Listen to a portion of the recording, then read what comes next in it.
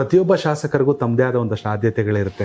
ಅದು ಶಿಕ್ಷಣ ಆಗಿರ್ಬೋದು, ಆರೋಗ್ಯ ಆಗಿರ್ಬೋದು, ಅಥವಾ ಕೃಷಿ ಆಗಿರ್ಬೋದು. ಈ 2 ವರ್ಷದಲ್ಲಿ ಖಂಡಿತವಾಗ್ಲೂ ಆ ಹೊಳೆಬೀದಿ ರಸ್ತೆ ಅತಿ ದೊಡ್ಡ ಸಾಧನೆ ಅಂತಲೇ ಹೇಳ್ಬೋದು. ಇದ್ರ ಹೊರತಾಗಿ ಬೇಲೂರಿಗಿರುವಂಥ ಸಮಸ್ಯೆ ಏನು, ನಿಮಗಿರುವಂಥ ಆದ್ಯತೆ ಏನು? ಇದಕ್ಕೆ ಹೊರತಾಗಿ ಇವತ್ತು ನಮ್ಮ ಹಲ್ಮಿಡಿ ಶಾಸನ, ಅಲ್ಮಿನಿ ಶಾಸನ ಕನ್ನಡದ ಪ್ರಥಮ ಶಾಸನ. ಹೌದು.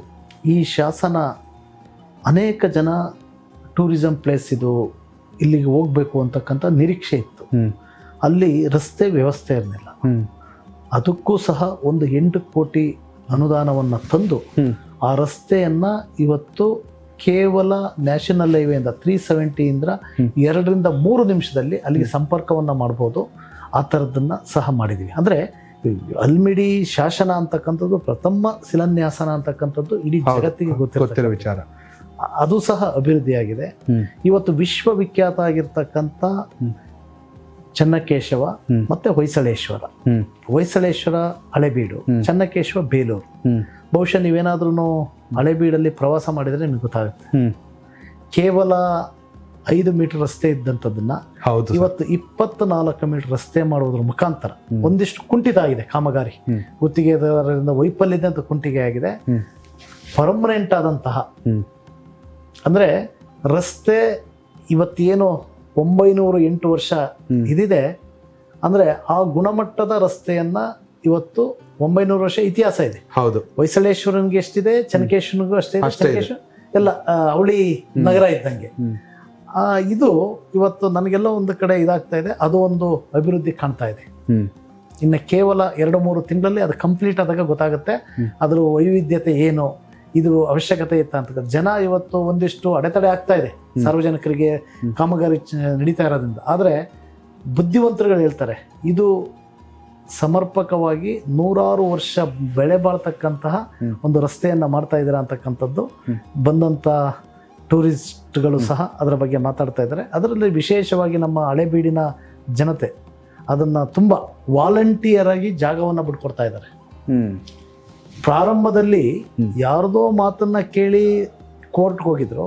ಆದರೆ ಅವ್ರಿಗೆಲ್ಲೋ ಒಂದು ಕಡೆ ಅರಿವಾಯ್ತು, ಇಲ್ಲ ಇದು ವಿಶ್ವವಿಖ್ಯಾತ ಆಗಿರೋದಂಥ ಹೊಯ್ಸಳೇಶ್ವರ ದೇವಸ್ಥಾನ, ಇಲ್ಲಿ ನಾವು ಇದು ಮಾಡಬಾರ್ದು ಅಂದ್ಬಿಟ್ಟು ವಾಲಂಟಿಯರ್ ಆಗಿ ಜಾಗವನ್ನು ಬಿಟ್ಟು ರಸ್ತೆಯನ್ನ ಮಾಡಿ ಅಂತಕ್ಕಂಥ ಹೇಳ್ತಾರೆ. ನಿಜವಾಗ್ಲೂ ಸಹ ಅವ್ರಿಗೆ ಯಾವ ರೀತಿ ನಾನು ಅಭಿನಂದನೆ ಸಲ್ಲಿಸಬೇಕು ಅಂತ ಗೊತ್ತಾಗ್ತಾ ಇಲ್ಲ. ಓಕೆ, ಅಷ್ಟರ ಮಟ್ಟಿಗೆ ಇರಿದ್ದಾರೆ. ಅದು ನಿಮ್ಮ ಜೊತೆ ಇರೋ ವಿಶ್ವಾಸನೇ ಕಾರಣನಾ? ಖಂಡಿತವಾಗ್ಲು ನನಗೆ ಇಲ್ಲಿ ಪಕ್ಷಾತೀತವಾಗಿ ಜಾತ್ಯತೀತವಾಗಿ ವಿಶ್ವಾಸವನ್ನು ವ್ಯಕ್ತಪಡಿಸ್ತಾ ಇದ್ದಾರೆ ಸಾರ್ವಜನಿಕರು ಸಹ. ಯಾವತ್ತೂ ಎಲ್ಲೂ ಒಂದು ಸಣ್ಣ ಗೊಂದಲನೂ ಇಲ್ದಂಗೆ. ಅಂದ್ರೆ ಸುರೇಶ್ MLA ಅಂತಕ್ಕಂಥದ್ದನ್ನ ಅವ್ರಿಗೆ ಇದಿಲ್ಲ. ಸುರೇಶ್ ಅಂದ್ರೆ ನಮ್ಮ ಬ್ರದರು, ನಮ್ಮ ಮನೆ ಹುಡುಗ, ಅವನ್ಗೆ ಗೌರವಿಸ್ಬೇಕು, ಅವನ್ನ ಇದು ಮಾಡಬೇಕು, ಆ ಥರದ ಒಂದು ಕ್ಲೋಸ್ ಅಸೋಸಿಯೇಟ್ಸ್ ಅಲ್ಲಿ ಇವತ್ತು ಕ್ಷೇತ್ರದ ಜನ ಇದ್ದಾರೆ. ನಾನು ಅಷ್ಟೇ 24/7 ಜನ ರಾಜಕಾರಣದಿಂದ ಹಿಂದೆ ತುಂಬಾ ಮಾತಾಡ್ತಾ ಇದ್ರು. ಸುರೇಶ್ ಅವರು MLA ಆಗ್ಬೇಕಾಗಿದೆ, MLA ಆದ್ರೆ ಜನಕ್ಕೆ ಸಿಗಲ್ಲ ಅಂತಕ್ಕಂಥ ಮಾತಾಡ್ತಾ ಇದ್ರು. ಈಗ ಅದೇ ಜನ ಮಾತಾಡ್ತಾ ಇದ್ದಾರೆ, ಅಣ್ಣ ನಮ್ಗೆ ಹಿಂಗೆಲ್ಲ ಬಂದು ಹೇಳ್ತಾ ಇದ್ರು, ನಿಜವಾಗ್ಲೂ ನೀವು 24/7 ಟೈಮ್ ಕೊಡ್ತೀರಾ ಅಂತ ಯಾರು ಅನ್ಕೊಂಡಿರ್ಲಿಲ್ಲ. ಆಮೇಲೆ ಪ್ರತಿ ಗ್ರಾಮಗಳಲ್ಲಿ ಪ್ರತಿಯೊಬ್ಬರು ಮನೆಗಳಿಗೆ ಯಾವುದೇ ಒಂದು ಇದಾದ್ರೂ ಹೋಗ್ತೀರಾ ಅಂತ ಅನ್ಕೊಂಡಿರ್ಲಿಲ್ಲ. ಇಷ್ಟೊಂದು ಇದಾಯ್ತಲ್ಲ, ಯಾರು ಇಷ್ಟೆಲ್ಲ ಇದು ಮಾಡ್ತಾ ಇದ್ರು ಅಂತಕ್ಕಂಥದ್ದನ್ನ ಇವತ್ತು ಜನ ಪಶ್ಚಾತ್ತಾಪ ಪಡ್ತಾ ಇದ್ದಾರೆ.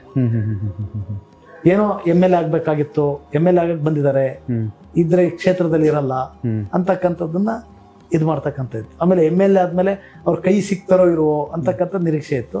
ಇವಾಗ ಜನಸಾಮಾನ್ಯರಲ್ಲಿ ಜನಸಾಮಾನ್ಯ ಆಗಿ ಬೆಳಗ್ಗೆ 6 ಗಂಟೆಯಿಂದ ಹಿಡಿದು ರಾತ್ರಿ 12 ಗಂಟೆವರೆಗೂ ಸಹ ಬೇಲೂರು ಮನೆಯಲ್ಲೇ ಸಿಗೋದ್ರಿಂದ, ಅಂದ್ರೆ ಪ್ರತಿ ಹಳ್ಳಿಗಳಲ್ಲಿ ಸಿಗೋದ್ರಿಂದ ಜನಕ್ಕೆ ಏನಾಗಿದೆ, ಜನ ಹತ್ತಿರದಲ್ಲಿ ಯಾವುದೇ ಒಂದು ಕರೆ ಬಂದ ತಕ್ಷಣ ಮತ್ತೆ ವಾಪಸ್ ಕರೆ ಮಾಡ್ತಾರೆ, ಸಮಸ್ಯೆನ ಅಲ್ಲೇ ಬಗೆಹರಿಸ್ತಾರೆ ಅಂತಕ್ಕಂಥ ತುಂಬಾ ನಿರೀಕ್ಷೆಯನ್ನು ಇಟ್ಕೊಂಡಿದ್ರು. ಆ ನಿರೀಕ್ಷೆಗೆ ತಕ್ಕಂತೆ ಇವತ್ತೇನು ಸರ್ಕಾರ ಇಲ್ಲ, ಸರ್ಕಾರದಲ್ಲಿ ಅನುದಾನ ಬರ್ತಾ ಇಲ್ಲ. ಅನುದಾನ ಇಲ್ದಲ್ಲೇ ನಮ್ಗೊಂದಿಷ್ಟು ಅಭಿವೃದ್ಧಿಯನ್ನ ನಾವು ಹೇಳಿದ ಮಟ್ಟದಲ್ಲಿ ಮಾಡೋಕ್ಕಾಗ್ತಾ ಇಲ್ಲ. ಕನೆಕ್ಟ್ ಕರ್ನಾಟಕ, ಇದು ನಿಮ್ಮ ನೆಟ್ವರ್ಕ್.